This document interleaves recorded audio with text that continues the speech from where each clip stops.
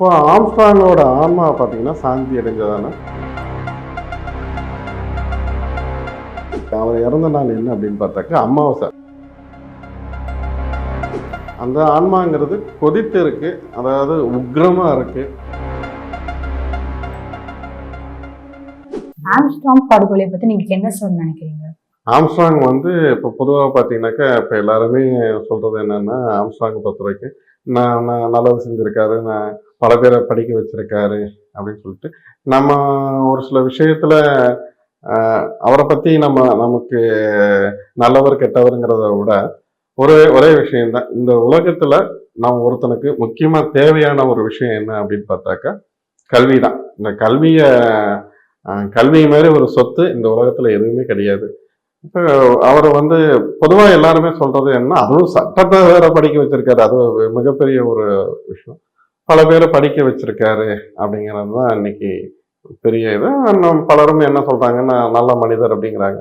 அவங்க ஒரு சில கருத்து வேறுபாடுக்கெல்லாம் இன்னைக்கு ஒருத்தரை வந்து எல்லாருக்கும் பிடிச்சிருமான, ஒரு சிலருக்கு பிடிக்கும், ஒரு சிலருக்கு பிடிக்காது. இது மனித இயல்பு தான். இப்போ ஆம்ஸ்ட்ராங்கை பொறுத்த வரைக்கும் அந்த பலருக்கும் உதவியா இருந்திருக்காரு, நல்ல காரியங்கள் செஞ்சிருக்காரு, பல பேரை படிக்க வச்சிருக்காரு. இப்போ அன்னாரோட மறைவுங்கிறது ஒரு ரொம்ப துயரமான ஒரு காரியம்தான். அதாவது வந்து எப்பவுமே வந்து ஒரு சில நாட்களுக்கு வீரியம் அதிகம். அது பலவருக்கும் அது ஒரு புரியல. அது அவர் இறந்த நாள் என்ன அப்படின்னு பார்த்தாக்கா அமாவாசை. அன்னைக்கு இப்ப அமாவாசைங்கிறது முழு அமாவாசை பார்த்தீங்கன்னாக்கா அன்னைக்கு ஆனி அமாவாசை. இது இப்ப மற்ற அமாவாசை விட ஒரு சிறப்பான அமாவாசை. இந்த அமாவாசையில ஒரு ஆத்மா வந்து இந்த பூலோகத்தை விட்டு போகுது அப்படின்னாக்கா, இந்த பூலோகத்துல நம்ம அடுத்த நிலைக்கு போகுது அப்படின்னாக்கா அது கண்டிப்பா கொஞ்சம் உக்ரமா தான் இருக்கும், பழிவாங்கும் எண்ணத்தோட இருக்கும். அதுவும் இல்லாம அமாவாசையில துர்மரணம் அடைகிறவங்க கண்டிப்பா அவங்களுக்குள்ள ஒரு வேகம் இருக்கும். அடுத்து பழிவாங்கல் இல்லாம, அதாவது அவங்களோட இறப்பை பொறுத்து அந்த ஒரு சில ஏக்கம் இருக்கும் இல்லையா, அதை சார்ந்து அடுத்தவங்களை நோக்கி பயணிக்கணும், இல்லை அடுத்த நிலைக்கு பயணிக்கணுங்கிறது அந்த ஆன்மாவோட எண்ணமா இருக்கும். ஆம்ஸ்ட்ராங் ஆன்மாவின் நிலை என்ன?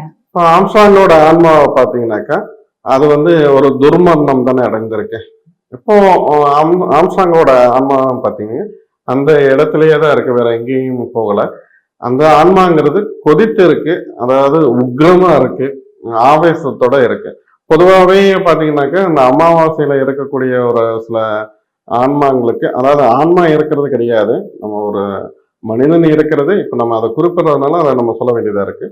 அந்த அமாவாசையில இருக்கிறவங்களுக்கு, துர்மரணம் அடைகிறவங்களுக்கு ஒரு பெரிய ஒரு வேகம் இருக்கும். வேகம்னா ஒரு பழிவாங்கிற எண்ணமோ, இல்ல நம்மளோட காரியத்தை சாதிக்கணும் அப்படிங்கிற ஒரு வேகமோ, இல்லைன்னா நம்ம செய்ய நினைச்சதை நம்ம செய்ய முடியாம போச்சு, அந்த இயலாமையே ஒரு வெறியா இருக்கும். இது கண்டிப்பா இது எல்லாமே சேர்ந்து அவரோட அந்த ஆம்ஸ்ட்ராங்கோட ஆன்மாவோட தற்போதைய நிலையா இருக்கும். ஆனா அவரோட ஆன்மாங்கிறது ஒரு வீடு கொண்டு வேகமா இருக்கு. ஆம்ஸ்ட்ராங் ஆன்மா சாந்தி அடையுமா? இப்போ ஆம்ஸ்ட்ராங்கோட ஆன்மா பார்த்தீங்கன்னா சாந்தி அடைஞ்சதானே, அதுக்கான வாய்ப்பே கிடையாது. ஆம்ஸ்ட்ராங்கோட ஆன்மா சாந்தி அடையலை, அவரோட ஆன்மாவை பொறுத்த வரைக்கும். இப்போ இதெல்லாம் சொல்ல நீங்க யாரு, உங்களுக்கு எப்படி தெரியும் அப்படிங்கிறது பலரோட இதா இருக்கு. ஒரு மாந்திரிகம்னா இது எனக்கு தெரியாதா? ஒரு மாந்திரிகம்னா நம்ம இப்போ ஏற்கனவே நம்ம கடந்த காலங்களில் பல விஷயங்களை நம்ம பதிவு பண்ணியிருக்கோம். யார என்னன்னா, இப்போ நடிகர் கேப்டன் விஜயகாந்தோட ஆன்மாவோட நிலைமை, அந்த ஆன்மாவோட தற்போதைய நிலை என்ன வரைக்கும் எல்லாமே நம்ம பதிவு பண்ணியிருக்கோம். அது போல பவதானி இசையமைப்பார் இளையராஜாவோட மகள் பவதானியோட இது இன்னும் பல விஷயங்களை வந்து நம்ம பேசியிருக்கோம். அந்த ஒரு ஆன்மாவோட நிலை என்ன, அதுக்கான என்ன பண்ணலாம் அப்படின்னு சொல்லி பல விஷயங்களை பதிவு பண்ணியிருக்கோம். இப்போ அந்த காலகட்டத்தில் இப்படி ஒரு சம்பவம் நடந்திருக்கு. இப்போ இதை சொல்றதே ரொம்ப ஒரு துக்ககரமான ஒரு விஷயம் தான், இருந்தாலும் புரிதலுக்காக இந்த விஷயத்தெல்லாம் நம்ம பதிவு பண்ண வேண்டியதா இருக்கு. அவரோட ஆன்மாங்கிறது கண்டிப்பா சாந்தி இடையில அது உக்ரமா தான் இருக்கு, உக்ரமா தான் இருந்தே தீரும். ஆம்ஸ்ட்ராங் ஆன்மா பழி வாங்குமா? இப்போ ஆம்ஸ்ட்ராங்கின் ஆன்மா பழி வாங்குமா அப்படிங்கிறது எல்லாருக்கும் ஒரு கேள்வியா இருக்கு. கண்டிப்பா பழி வாங்கும். அவர் கொஞ்சம் ஒரு வீரமான ஒரு போல்டான மனிதர். அவரோட எண்ணம் தானே அவருக்கு ஆன்மாவுக்கும் அந்த வலிமையை கொடுக்கும். கண்டிப்பா ஆம்ஸ்ட்ராங்கோட ஆன்மா இதெல்லாம் வந்து நம்ம என்னன்னா, இந்த இருக்கக்கூடிய ஒரு ஆன்மாவோட நிலை என்ன, அந்த ஆன்மா என்ன செய்யுங்கிறது நம்ம சொல்றோம். இதனால வந்து நம்ம ஒருத்தர் ஒரு சாராருக்கு சார்ந்தவனோ இல்லை எதிரானவனோ அப்படிலாம் கிடையாது. என்னோட கடமை, என்னோட என்கிட்ட கேட்கப்பட்ட கேள்விக்கு அது பொது வெளியில என்ன தேவையோ நம்ம அந்த ஒரு விஷயத்தை நம்ம பதிவு பண்றோம். ஆம்ஸ்ட்ராங்கை பொறுத்த வரைக்கும் அவரோட ஆன்மா வந்து பழி வாங்குமான்னு கண்டிப்பா பழி வாங்கும். பழி வாங்க அதுக்கு உண்டான வேலைகள் எல்லாம் துவங்கிருச்சுன்னு தான் நான் சொல்லுவேன். ஆம்ஸ்டாங் கொலை வழக்குல வந்து இப்போ வந்து என்கவுண்டர் நடந்திருக்கு. இது போல திருப்பி எதனா நடக்குமா? இல்ல இதுக்கு எதனா காரணம் இருக்குமா? இப்போ பொதுவா என்ன ஒரு கேள்வின்னா, இப்போ எல்லாருக்கும் இருக்கிற ஒரு ஐயப்பாடு என்னன்னா, இப்போ நீங்களும் கேட்டதுல பாத்தீங்கன்னா, ஆம்ஸ்ட்ராங்கோட இறப்புக்கு அப்புறம், இப்போ ஒரு வாரத்துக்கு அப்புறம் இப்போ ஒரு ஒரு ஒரு நிகழ்வு நடந்தது. என்னன்னா, அந்த என்கவுண்டர் பத்தி நீங்க கேக்குறீங்க. இந்த ஆம்ஸ்ட்ராங்கோட இறப்புக்கு அப்புறம், அதாவது என்கவுண்டர் நடந்தது. இப்ப இது வந்து இப்ப அது அவங்க வந்தா அது அவங்களோட அது சட்டம் சார்ந்தது. அந்த விஷயத்துக்குலாம் நம்ம டெப்த்தா போக விடல. இப்போ இதெல்லாம் வந்து எப்படி நடக்கும்னா, இப்போ ஒண்ணும் இல்ல. ஒரு ஆன்மாவே ஒரு சில விஷயத்த செய்ய தூண்டும். நம்ம ஒரு விஷயத்த செய்யறதுக்கு கட்டளையிடும். இந்த மாரி நிறைய விஷயங்கள்லாம் இருக்கு. இது இது சார்ந்த இன்னும் உள்ளுக்குள்ள டீப்பா போனோம்னா, அது இது சார்ந்தவங்களுக்கு தெரியும். இப்போ ஒண்ணும் இல்ல. இது எப்படி ஒரு சின்னதா ஒரு உதாரணம் நம்ம சொல்லலாம். ஒரு நம்மளோட ஒரு இப்போ கம்ப்யூட்டர் இருக்கு, ஒரு லேப்டாப் இருக்கு. அந்த லேப்டாப் வந்து நம்ம தான் இயக்குறோம். இப்போ நம்ம ஒரு கீபோர்டு வச்சு நம்ம ஒரு இயக்குனா எப்படி இருக்கும்? அந்த லேப்டாப்பை ஒரு ஒயர்லெஸ் கீபோர்டு வச்சு லேப்டாப் ஏதோ, ஆனா அதுக்கான செயல்பாடுகளை அதை எப்படி செய்யணுங்கிறத யார் இயக்குறா? அந்த கீபோர்டு.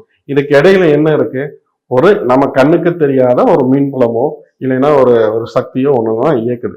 அது போலதான் இந்த ஆன்மாவோட செயல்பாடும். இது புரியுறதுக்கு இதுக்கு மேல ஒரு ஒரு ஈஸியான ஒரு மெத்தட் இருக்கு.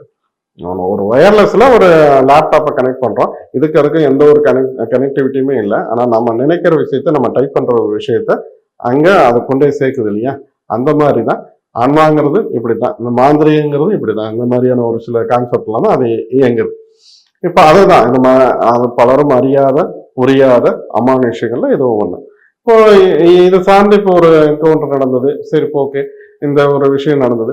இனி இவர் சார்ந்த இந்த ஒரு பழி வாங்கலோ இல்ல இந்த மாதிரியான ஒரு நிகழ்வு நடக்குமாங்கிறது உங்களோட கேள்வி இருந்தது. பொதுவா பாத்தீங்கன்னாக்க இன்னும் ஒரு இன்னும் வருங்காலத்துல நம்ம எதிர்பார்க்கலாம். ஒரு 2 இன்சிடென்ட் இந்த கொலை சம்பந்தப்பட்டு ஒரு 2 இன்சிடென்ட் கண்டிப்பா நடக்கும், நடந்தே தீரும்.